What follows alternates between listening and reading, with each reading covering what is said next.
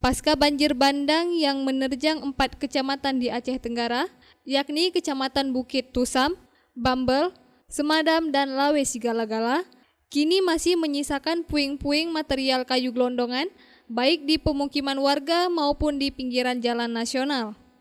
Masih banyaknya material kayu gelondongan ini dikarenakan lambannya penanganan pemerintah terhadap pembersihan material yang ada. Salah satu warga korban banjir, Rudi Tarigan, mengatakan, banjir bandang ini diduga akibat banyaknya perambahan hutan yang terjadi.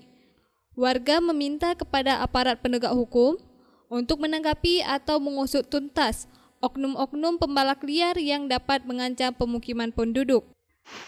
Seperti yang kita lihat, banyaknya kayu yang turun yang hitungan notabene sangat besar.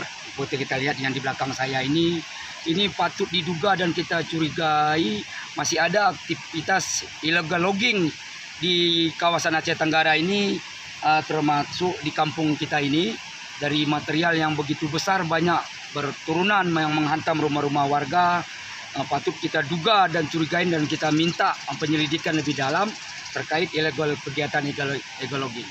Kita berharap ke pemerintah daerah segera menuntaskan sisa-sisa kayu ini, karena ini berpotensi apabila air besar akan kembali menghantam permukiman warga dan sangat membahayakan nyawa daripada masyarakat yang ada di bawah kaki gunung ini, di daerah-daerah rumah penduduk ini. Karena kita lihat hari ini sungai memang sudah surut, tapi begitu nanti air besar, kayu-kayu yang besar ini mudah sekali dibawa oleh air untuk menghantami pemukiman masyarakat.